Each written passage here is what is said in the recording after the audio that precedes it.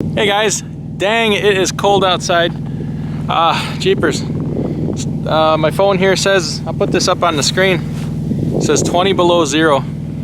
Last night we had a low of minus 24, and we got a pretty stiff wind here, so we're looking about a 45-degree below zero wind chill, and that is just doggone cold.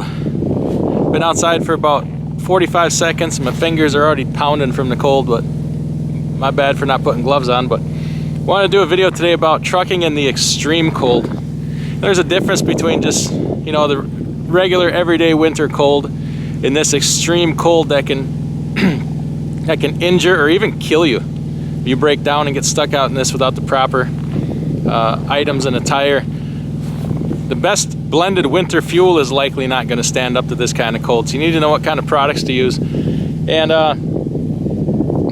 I'm home, so the truck, it's either going to stay plugged in and have the APU running all the time, and when nighttime comes about 12 hours before I want to leave out, I'm starting that truck and that baby's going to run just to make sure I'm able to leave out in the morning. If you don't have a place to plug it in or a generator to keep it somewhat warm, don't shut that thing off, man. That thing's got you gel up and you're going to be sorry.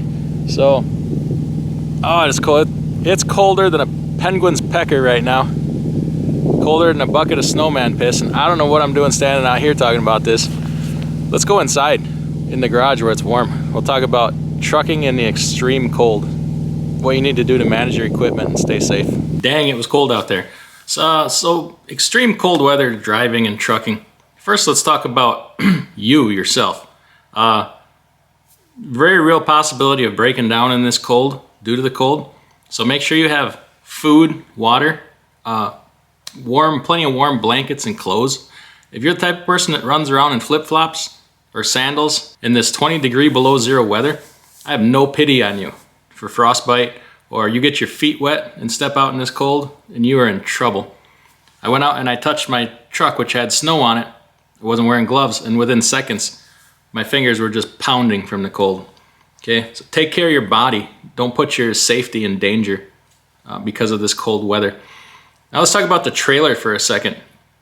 If you have a reefer trailer, make sure you treat that fuel nice and strong. You don't want your reefer gelling up and losing a load because you forgot to treat the fuel. Okay, I always carry, like if you pull the same trailer all the time, carry an extra fuel filter in case you do have a problem with your fuel and you need to change that fuel filter. If you park at night, if you can help it, try not to set your trailer brakes. It'll help keep them from freezing. So when you go to roll in the morning, you don't have tires that aren't turning.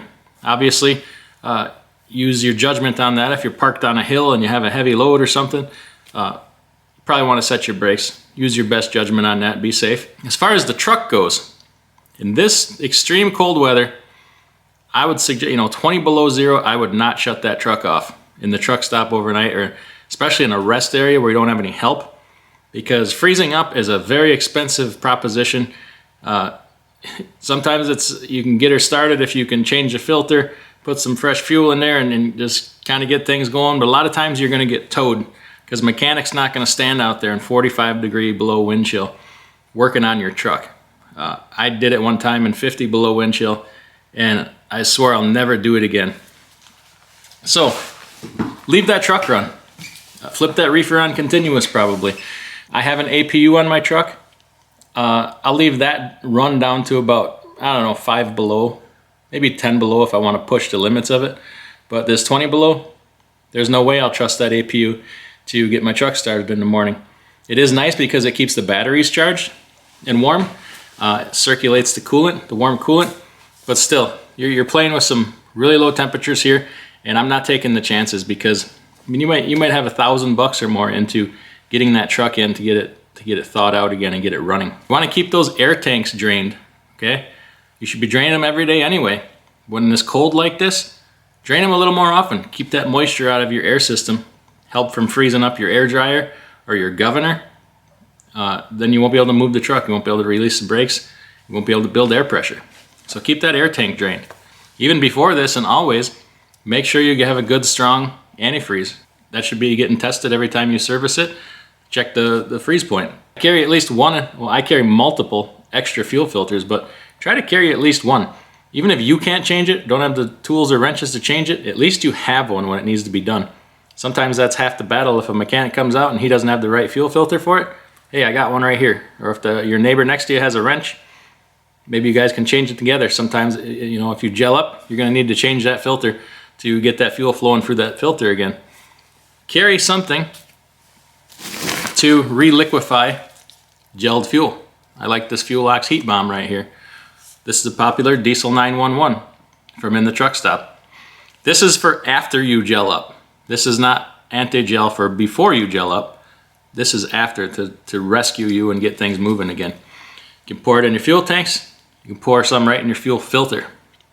And then let it sit, do its job, and it'll help get that cloudy gelled fuel kind of moving through things again. It's good to have extra wiper blades with you. This cold, you get ice buildup on your windshield, and this is all winter really, not just the extreme cold.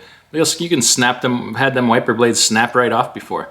You don't want to get caught on the road with bad weather and no extra wiper blades. You might not be able to see. That's going to be really dangerous. It's not a bad idea to have one of those little bottles of alcohol that you see in the truck stop with a little syringe type tip on it in case your door locks freeze up. I can't count the number of times I've had my door locks freeze up. You can squirt that in there inside the keyhole and get that thing moving again so you can get back in your truck. And you don't want to really be washing your truck when it's this cold, because that is going to happen. Your door locks are going to freeze, your doors, everything's going to freeze. As soon as you pull out that truck wash, it's going to be instant freeze, everything. And it can make your life a little bit miserable. I know you want to get the salt off your truck, but wait till the day when it's back above zero again if you can. Oh, and when you idle that truck overnight, don't just let it sit at a rolling idle. Bump that idle up to whatever your manufacturer specification is. 60 series Detroit, I like to run it about 900 on these extreme cold nights, maybe even 1,000, 1,100 RPMs. You got to build some heat in there to have some heat in the cab so you don't freeze. Some guys like to run a winter front. I have not seen that to be necessary on my truck, but sometimes it's not a bad idea, especially if you're up in that cold all the time in the Dakotas, Montana, northern Minnesota, Wisconsin, up in those northern Rockies, up into Canada. You might need a winter front. Or you've probably seen people cut a piece of cardboard, stick it into their grill. Hey, it's a little makeshift winter front that will probably do you good until you can figure something else out. Might even last you all winter. And lastly, wanted to come down and talk about anti-gel. In this weather, treat your truck strong. I don't care if you use blended fuel. I don't care if you put kerosene in. Kerosene, when you look at the numbers, it does affect your cloud point and such, but not as much as you might think. Some people, they'll just, run 50-50 number one, number two diesel. Well, in my area, even though I live up here in the cold, there ain't no number one fuel to be found anywhere around me, within that I know of 100 miles of my house. And I've seen places in Minnesota and South Dakota with good availability of number one, but I just don't see it around me. So strong anti-gel, at least double dose it. So for anti-gel, I like to use this Fuelox here.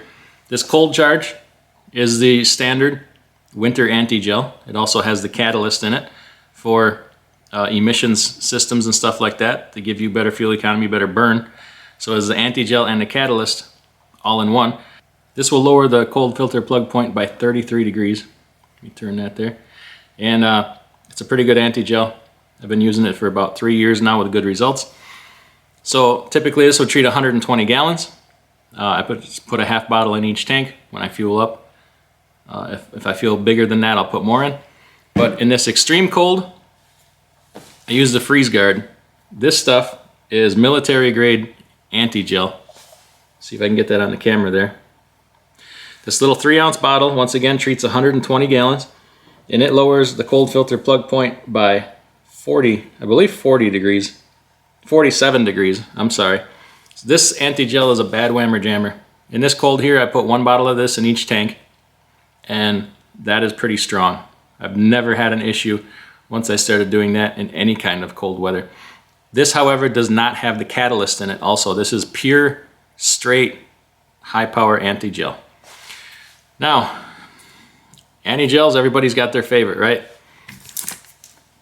This, well, heck, even the not straight antigel on this and this treat the same amount of fuel. When you read the dosing instructions on this bottle, they're about the same. This is nearly $20. This is about, was it 10, 12 bucks, something like that. This cold charge, okay? So you can ask yourself, well, how do they do the same job? Now, obviously, the volume is way different. These products, like this one here, the one in a white bottle, the one, there's different ones in these bigger bottles, are mostly filler. The antigel is a very small portion of what's in here. They're mostly fillers, and these fillers are glycol ether and methyl ether, depending on the product. This one, I believe, is a glycol ether based. There's a popular one, Hot Shot Secret, that is methyl ether based. Methyl ether and glycol ether are not good things to put in your fuel. They are drying agents, okay? Look into that. Read the MSDS on them. There is no methyl ether or glycol ether in here. It is pure, straight antigel. I actually had the owners of the company on a live chat. I'll put a link in the description below. Go check that out. And you're going to learn a lot about antigels and fuel additives. If nothing else, for the education. Buy it, don't buy it, whatever, but get the education. And I mean, you use enough of these, they're gonna work, but you need to know there's more to it than that. You need to know all about it. In some ways, they're not good for your engine. So check that out, fuelox.com. Use the promo code DIYSemi for 15% off of every order going forward on some good products. Also check out their summertime fuel additive for, it's a catalyst similar to the other one on the market, but there's some reasons why it is better. So check that out and use common sense. Stay safe. Give this extreme cold weather the respect it deserves. It is very dangerous and it can harm you very badly, possibly even kill you. So take care, everybody. Stay safe out there. Check out the links in the description below. Check out the videos on the screen right now, and we will see you next time.